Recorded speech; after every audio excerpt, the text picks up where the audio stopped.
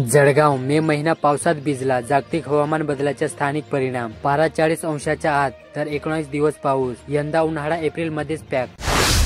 अमळनेरला 30,000 विद्यार्थ्यांना मिळणार मोफत पाठ्यपुस्तके. 1ली ते 8वी पर्यंतच्या 30,360 विद्यार्थ्यांना शाळेच्या पहिल्याच दिवशी पाठ्यक्रमिक पुस्तकाचे मोफत वाटप केले जाणार. चाळीसगाव तालुक्यात घरकुल लाभार्थींना वाळू वाटप सुरू. दिनांक 22 रोजी वाघडी येथे तितूर नदीपात्रातून वाळू वितरित करून सुरुवात करण्यात आला. चाळीसगाव तालुक्यात अतिक्रमण काढताना मुख्याधिकारी व कर्मचाऱ्यांना धक्काबुक्की, शिवगाळ व दमदाटी करण्यात आली. हा प्रकार शुक्रवारी दुपारी 2 वाजता घडला. याबाबत एकाविरुद्ध गुन्हा दाखल करण्यात आला. पाचोरा तालुक्यातील कुऱ्हाड परिसरात सातत्याने शेतकऱ्यांच्या मोटार चोरीला जात आहे. गुरुवारी रात्री वाकडी शिवारात अरुण पाटील, देविदास पाटील आणि फिरोज काहकर यांच्या 3 ते 5 HP क्षमतेच्या मोटारी चोरीस गेल्या. जामनेर तालुक्यात येत्या पावसाळ्यात नागरिकांना त्रास होऊ नये यासाठी जामनेर नगरपालिकेने शहरातील प्रमुख नाल्यांची स्वच्छता मोहीम हाती घेतली. जामनेर तालुक्यात साखर कारखान्यांची 31 रोजी होणार बैठक. कारखान्याची मालमत्ता विक्रीबाबत होणार निर्णय. चोपडा तालुक्यातील अडावत येथे भरधाव रिक्षा लोटल्याने 1 जण ठार तर 3 जण जखमी झाले. ही घटना अंकलेश्वर बरहाणपूर राष्ट्रीय महामार्गावर शुक्रवारी दुपारी 4:30 वाजेच्या सुमारास घडली. जखमींपैकी एकाची प्रकृती गंभीर आहे.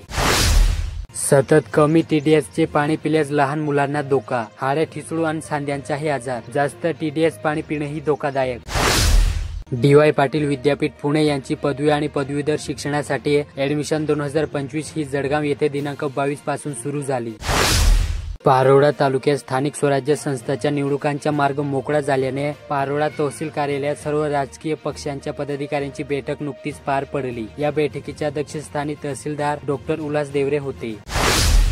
जळगावात समता नगरात एक धोकादायक घटना समोर आली असून येथे राहणारे 49 वर्षीय व्यक्तीने राहत्या घरात मध्यरात्री गळफास घेऊन आत्महत्या केली. ही घटना गुरुवारी सकाळी 6 वाजता उघडीस आली. मात्र आत्महत्येचे कारण अद्याप स्पष्ट झालेले नाही.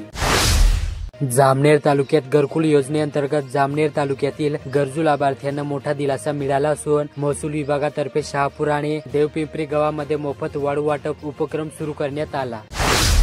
पारोळा तालुक्यात मान्सून पूर्व आपत्ती व्यवस्थापनाची बैठक तहसील कार्यालयात शुक्रवारी दुपारी 3 वाजता घेण्यात आली. तहसीलदार डॉक्टर उल्हास देवरे यांच्या अध्यक्षतेखाली ही बैठक पार पडली. बडगाव येथे गिरणा नदी पुलावर खड्ड्यांचे जाळे. बडगावला पूल भक्कम. वाहन चालक आणि पादचाऱ्यांना होतो नाहक त्रास. चाळीसगाव तालुक्यात आमदार मंगेश चव्हाण यांनी 11वी व 12वीतील 1000 विद्यार्थ्यांसाठी रायगड शौर्य वारीचे आयोजन केले आहे. गेल्या 5 वर्षांपासून ते तरुणांसाठी रायगड वारीचे आयोजन करीत आहेत. यंदा मात्र विद्यार्थ्यांना संधी देण्यात आली. यासाठी परीक्षा घेण्यात येणार असून याद्वारे विद्यार्थ्यांची निवड करण्यात येणार. एरोंडल तालुक्यात तहसीलदार प्रदीप पाटील यांच्या मार्गदर्शनाखाली महसूल पथकाने कोडली येथे सलग दुसऱ्या दिवशी धडक कारवाई करत वाळू उपसा करणारे 2 ट्रॅक्टर, 2 केळी यंत्र, दोरखंड व फावडे जप्त केले. पारोळा तालुक्यातील प्रगतशील उंदीरखेडे ग्रामपंचायतीने घरपट्टी आणि पाणीपट्टी वसुलीसाठी अभिनव उपक्रम राबवला. एरोंडल तालुक्यात तळी येथील माजी विद्यार्थ्यांनी केला गुरुजनांचा सन्मान. 30 वर्षांनी एकत्र येत विद्यार्थ्यांनी राबवला उपक्रम. बडगाव तालुक्यातील कोसगाव येथे राष्ट्रीय आदिवासी साहित्यिक महोत्सवासाठी डॉक्टर सुनील पोलाद गायकवाड यांची निवड झाली.